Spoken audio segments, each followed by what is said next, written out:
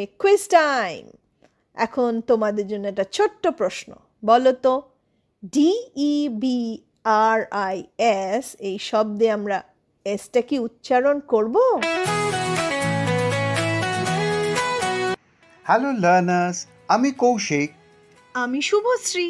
Welcome to global social academy, তোমার spoken English শেখার নতুন জগৎ। আমি শুভশ্রী, আর আজকের ভিডিওতে আমরা শিখব আরও কিছু সাইলেন্ট লেটার্স।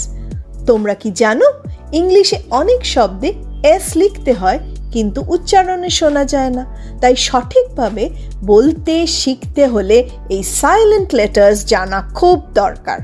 চলো শুরু করি আমাদের আজকের ম্যাজিক সাইলেন্ট লেটার্স।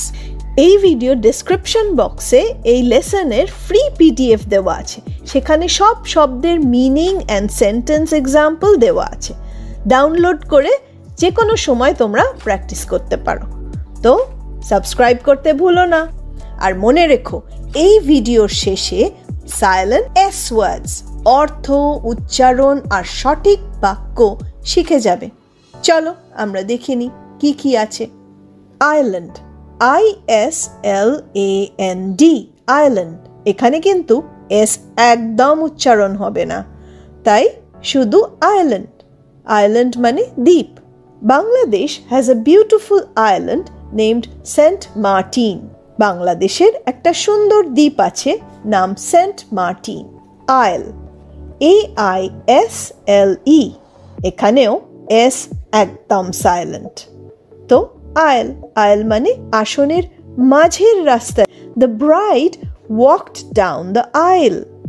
কনে আসনের মাঝের রাস্তা দিয়ে হেঁটে এলো। Viscount, VISCOUNT, viscount. ভাইকাউন্ট মানে এক ধরনের উপাধি। ভাইকাউন্টে এস একদম সাইলেন্ট, সো আমরা শুধু উচ্চারণ করব VI, ভাইকাউন্ট। এস একদম সাইলেন্ট হয়ে যাচ্ছে। So he was given the title of Viscount. তাকে ভাইকাউন্ট উপাধি দেওয়া হয়েছিল। এবার আসছি আইল, ISLE, আইল। আইল মানেও ছোট দ্বীপ। আমরা দেখেছিলাম আইল্যান্ড প্রথমে, এখানে আবার আইল। এটা আইল্যান্ডের ছোট হলো আইল। This isle is full of coconut trees. এই ছোট দ্বীপ নারকেল গাছে ভরা। Debris, DEBRIS, debris. এখানে কিন্তু লাস্টে এস আসছে, কিন্তু এসটা একদম উচ্চারণ হচ্ছে না।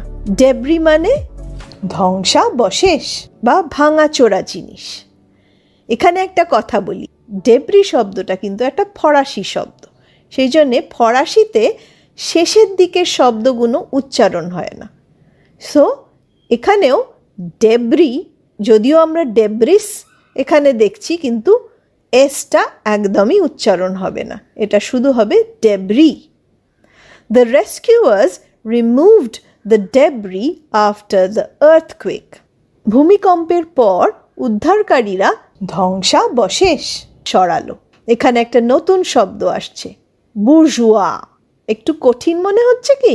কিন্তু একদমই না, এটাও কিন্তু একটা ফ্রেঞ্চ শব্দ, বুর্জোয়া। BOURGEOIS, bourgeois. বুর্জোয়া মানে মধ্যবিত্ত। এটা পুরোপুরি একটা ফ্রেঞ্চ শব্দ, ফরাসি শব্দ।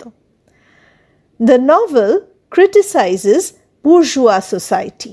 উপন্যাসটি বুর্জোয়া সমাজের সমালোচনা করে। CORPS, খর। এখানে দুটো শব্দ সাইলেন্ট, P আর S।